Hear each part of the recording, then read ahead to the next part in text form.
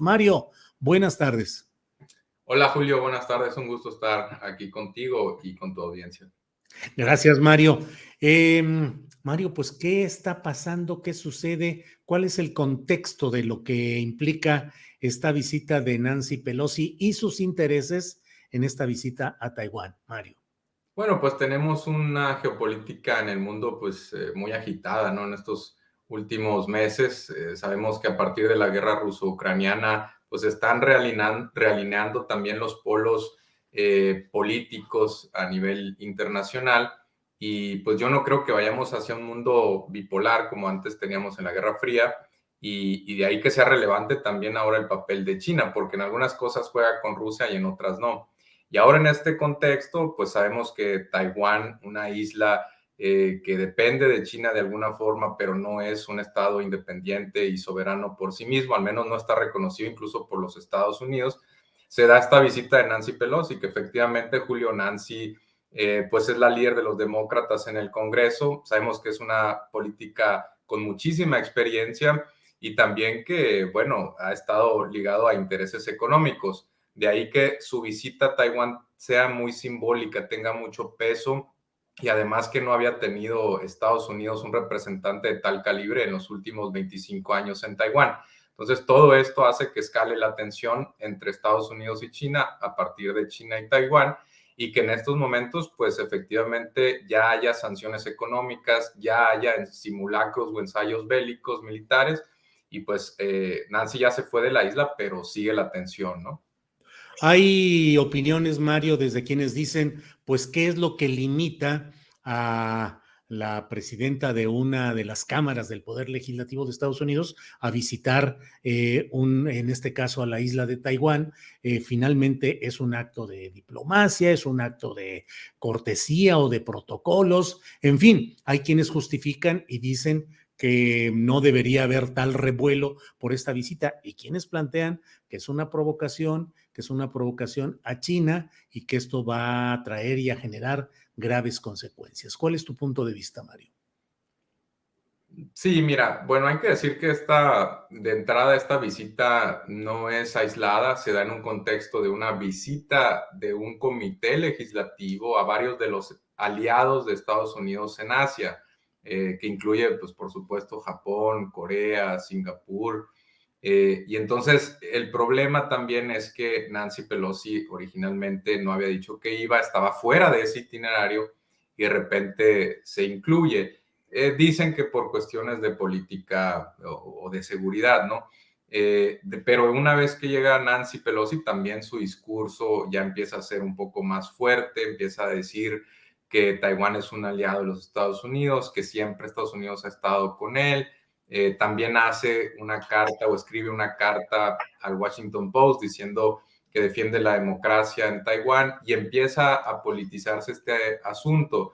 No necesariamente con la aprobación de la Casa Blanca, puede ser un acto aislado. Está el contexto de que en menos de 100 días ya tenemos una elección intermedia en los Estados Unidos y sabemos que en estos momentos China es de los rivales favoritos en Estados Unidos y algo que puede también levantar pasiones entre el electorado. Y por otro lado, Julio, yo sí creo que es relevante mencionarlo. Estados Unidos acaba de aprobar, incluso se firma por Joe Biden el decreto el mismo día que Nancy Pelosi pone pie en Taiwán, donde se aprueban 52,000 millones de dólares en subsidios a los fabricantes de microprocesadores de Estados Unidos y además una serie de estímulos fiscales a fabricantes de chips, semiconductores o chips, de otras partes del mundo. ¿Por qué es relevante esto? Porque Taiwán es el mayor fabricante de chips a nivel mundial y está construyendo en estos momentos una megaplanta en Arizona de un valor de 12,000 millones de dólares. Es decir, va a recibir favores fiscales de los Estados Unidos. ¿Y por qué también menciono esto? Porque hay que aquí ligarlo un poquito a la carrera de Nancy Pelosi, en el sentido de que ella y su esposo pues tienen una fortuna acumulada que ronda cuando menos los 50 millones de dólares bajita la mano y que anteriormente, incluso días antes de la votación de esta iniciativa, el esposo de Nancy Pelosi tuvo que vender sus acciones en algunos fabricantes famosos de chips. De ahí que haya levantado suspicacias. Hay una empresa, insisto, muy grande en Taiwán que es TSMC, que es la empresa más grande de toda Asia, y que dio una entrevista a CNN, incluso pues poniéndose un poquito del lado de Nancy Pelosi y la visita de los Estados Unidos. Todo esto ha levantado suspicacias, ¿no? Sí, Mario, dentro de los impactos que se puede prever que tenga esta visita de Pelosi a Taiwán y todo este acelere de una guerra comercial, hay quienes dicen se pondrá en riesgo la provisión de chips, de microprocesadores para Tesla, para Ford, para Apple.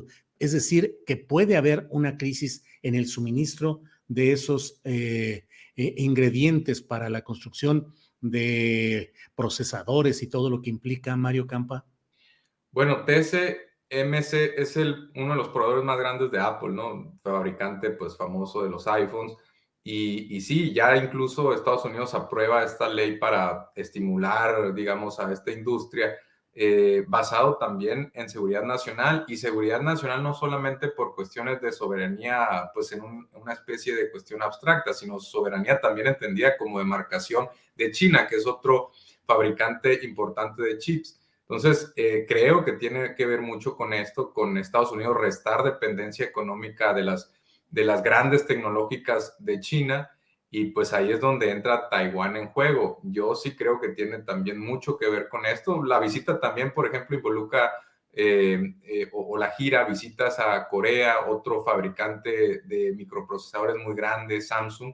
Y por supuesto que si las tensiones siguieran escalando, que yo personalmente, Julio, ya creo que le van a bajar 2 rayitas, pero si siguieran escalando, esto sí podría causar pues graves afectaciones a las cadenas de suministro. Incluso el presidente o el director operativo de TSMC, la empresa, este gigante de fabricante de chips en Taiwán, dijo que si llegara China a invadir Taiwán, no tienen la capacidad para mantener la operación de este fabricante de chips, dando a conocer pues que se crearía pues una afectación mayor. Imagínate, ya toda nuestra vida funciona alrededor de chips, ¿no? Incluso pues lo traemos con nosotros mismos a la hora de cargar un teléfono celular. Y es una industria muy interconectada a nivel mundial. Estados Unidos quiere que la producción se base en su país, pero apenas está en ese tránsito, y de ahí que haya aprobado esta ley, ¿no? Mario, en tu librero veo, no sé si es una matrioska, no alcanzo a distinguir, pero veo Sí. ahí lo tradicional de estos juegos de muñecas o de muñecos o de imágenes que uno va conteniendo al otro. En este escenario del que estamos hablando, qué es lo que está al final de esa matrioska? Rusia, Ucrania, China, Estados Unidos. ¿Cuál es el contenido real que a veces que no, a lo mejor no alcanzamos a ver si no vamos destapando una tras otras las matrioscas? Bueno, efectivamente son los 4 Beatles, ¿no, Julio? Sí. Y pues sí, lo que planteas es muy interesante, ¿no? Porque aparentemente creemos entender por dónde va el juego geopolítico, pero después se destapa alguna pues cloaca que nos lleva a escenarios inesperados. En este caso, pues Taiwán sí ha sido escenario de conflictos anteriores, sobre todo tensiones. El mar también, este mar que circunda a Taiwán y que China quiere dominar, pues ha sido escenario de tensiones. Pero estamos ahorita en un momento en que, fíjate, Julio, antes creíamos que las sanciones de Europa y de Estados Unidos hubieran sido suficientes para contener las ambiciones de Rusia y dinamitar su economía. Pero ¿qué sucedió esta vez que es diferente a lo que se esperaba o incluso a otros tiempos? Que Rusia lo que hace es que toma sus energéticos, toma sus metales, minerales, materia prima en general, y la empieza a distribuir en Asia, la empieza a distribuir en China, en India, un jugador cada vez más importante, y entonces, o incluso Turquía, si nos vamos un poquito más lejos, y entonces ya no, las sanciones ya no son tan efectivas como eran antes o como se esperaría, Estados Unidos esperaría que fuesen. ¿Por qué es importante también esta visita? Porque entonces se teje una alianza en Asia de países que no están necesariamente alineados con China, que se empieza a consolidar como un jugador muy importante en la geopolítica, insisto, en algunos casos independiente de Rusia. Tendemos a asociarlos, pero no necesariamente es así. Entonces, Estados Unidos, sabiendo que sus sanciones son débiles, pues se ve recurrido a fortalecer alianzas en Asia ajenas a China. Yo sí creo que es un mundo multipolar, Julio, lo comentamos la última vez que tuvimos oportunidad de platicar, donde China e India están jugando un peso fuerte, independiente a Rusia, pero no enfrentado con Rusia. En algunos casos van a colaborar y en otros no. Por supuesto, todo esto en detrimento de los intereses de Estados Unidos y sus aliados, principalmente en Europa, ¿no? Mario, sé que México no está en ese super escenario del rediseño y de la pelea geopolítica grande, pero de cualquier manera, ¿cuáles son los impactos, las consecuencias, las previsiones que debe de tener México ante este escenario cambiante? Bueno, México podría estirar un poquito la liga en estas, por ejemplo, en este contexto donde Estados Unidos presiona con consultas comerciales, posibles paneles o hasta aranceles.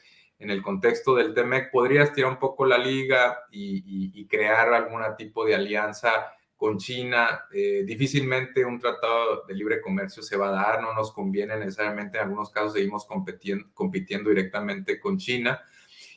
Pero hay otros países latinoamericanos que sí tienen nexos más directos, ¿no? Brasil, Argentina, incluso Chile por el cobre.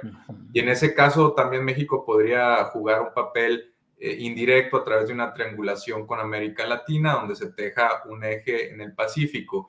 Por supuesto, todo esto tendría que ser con cuidado porque ya sabemos que Estados Unidos, ojo Julio, ya perdió a uno de sus aliados más importantes en América Latina, al menos en el papel, como es Colombia con el nuevo gobierno de Gustavo Petro, que no se antoja que vaya a decirle que sí a todo Estados Unidos. Y entonces Estados Unidos también tiene que cuidar sus aliados acá, o al menos si no son aliados tan fuertes como Colombia, pues sí algunos que pueden ser propensos a, como México.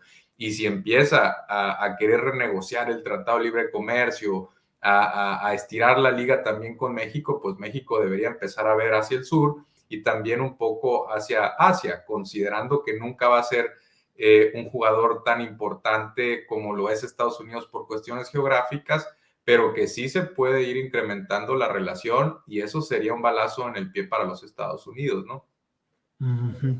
Mario, pues bueno, ahora la situación política de México con toda esta discusión pública tan fuerte, con estos embates judiciales en el terreno de las obras estratégicas del presidente López Obrador, la austeridad franciscana, está, y la discusión respecto a las consultas sobre presuntas violaciones al TEMEC en materia energética. ¿Cómo nos coloca frente a ese escenario? En una situación más débil que nunca, en buenas condiciones, propicio todo para un grito el 15 de septiembre de reafirmación del nacionalismo mexicano, o las condiciones son distintas, Mario. Yo creo que sí hay condiciones para que sí se siga defendiendo la soberanía energética y alimentaria por cómo se están dando la situación a nivel internacional, donde hemos visto que muchos países han optado por blindar sus mercados internos y reducir su dependencia de importaciones. Hay que recordar que también posiblemente pueda ser parte de esto de una estrategia de los Estados Unidos de activar ciertos frentes en materia de política exterior a menos de 100 días de su elección. Llámese México, llámese China, por supuesto Rusia, sabiendo Biden que tiene muy pocos resultados, sabiendo Biden que su aprobación es tan baja, puede haber utilizado este periodo para activar ciertos conflictos. Y ahí México entonces es importante, Julio, que leamos bien este momento porque puede ser un bluff o una falsa intención de los Estados Unidos y en ese sentido, pues México no tendría que ceder a presiones. Sobre todo hay que recordar, Julio, que en estos momentos hay una crisis fronteriza y Biden podría exigirle a México, como lo hizo Trump en su momento, que endurezca algunas medidas para evitar el flujo fronterizo. Entonces, ahí es donde va a haber, yo creo, algún tipo de negociación y donde México no tendría que ceder o no ceder a plenitud dentro de ciertos márgenes de sentido común y por supuesto salvaguardando los derechos de los migrantes. Y en materia energética, a mí me parece hoy más legítimo que nunca proteger el mercado interno, proteger la autosuficiencia y la soberanía. Lo mismo en alimentos. Ya vimos que si no proteges esa parte, puedes tener una inflación desbocada que te lleve a conflictos sociales. México tiene una legítima defensa y tiene que mantenerse firme en ello, ¿no? Bien, pues Mario Campa, de verdad te agradezco mucho que hayamos podido platicar sobre estos temas con precisión, con datos, con contexto. Así es que Mario Campa, economista y politólogo, muchas gracias y espero que pronto sigamos analizando otros temas. Por lo pronto, muchas gracias, Mario. Claro que sí, Julio. Un abrazo y saludos también a Adriana y a toda tu audiencia. Gracias.